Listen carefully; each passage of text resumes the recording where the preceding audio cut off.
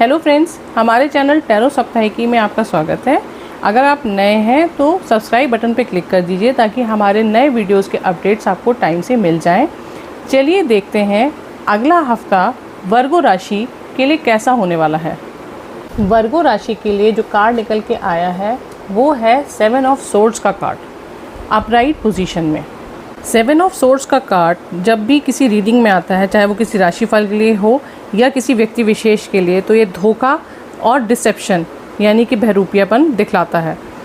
जब भी ये कार्ड आपकी रीडिंग में आता है तो ये बताता है कि हो सकता है आप या आपसे जुड़ा हुआ कोई व्यक्ति जो है उसकी ज़िंदगी में अभी जो समय चल रहा है वो थोड़ा सा कठिन है, परिस्थितियाँ थोड़ी कठिन चल रही हैं।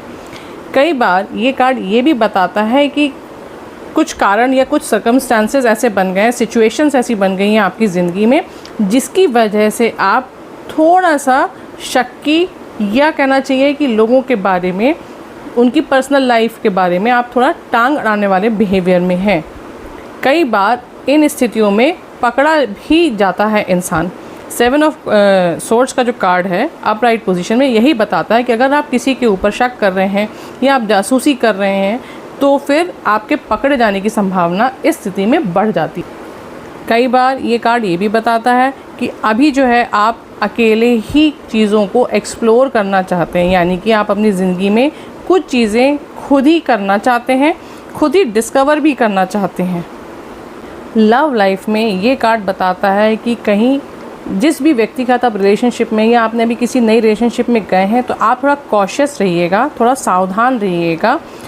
ख़ास तौर पे उस व्यक्ति के साथ हो सकता है वो कुछ झूठ बोल के इस रिश्ते में आगे बढ़ रहा हो या पूरी ईमानदारी से आपको सारा अपने बारे में नहीं बता रहा हो।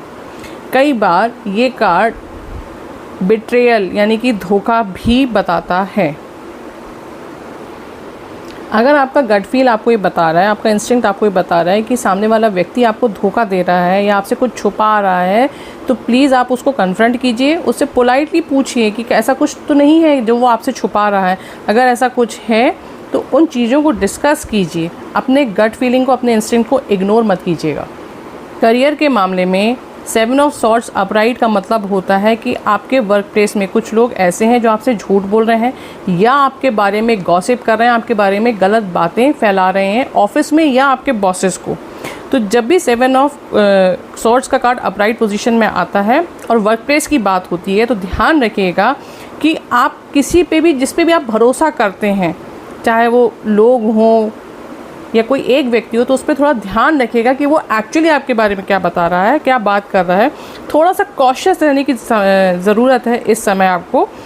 हो सकता है ये चीज़ें आगे जाके चेंज हो जाएं, पर फ़िलहाल सावधानी बहुत ज़्यादा ज़रूरी है।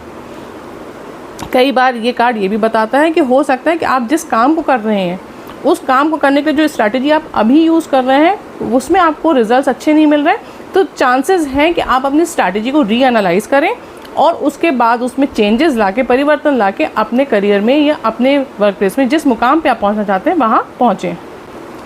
फाइनेंसिस के मामले में 7 ऑफ सॉर्ड्स अपराइट ये बताता है कि किसी भी तरह के ट्रिक से, स्कैम से बचने की कोशिश करिए। ये समय ठीक नहीं है किसी पे भी अपने पैसों को लेकर के किसी पे भी भरोसा करने का। अगर आप इन्वेस्ट कर रहे हैं तो सोच समझ के इन्वेस्ट कीजिए।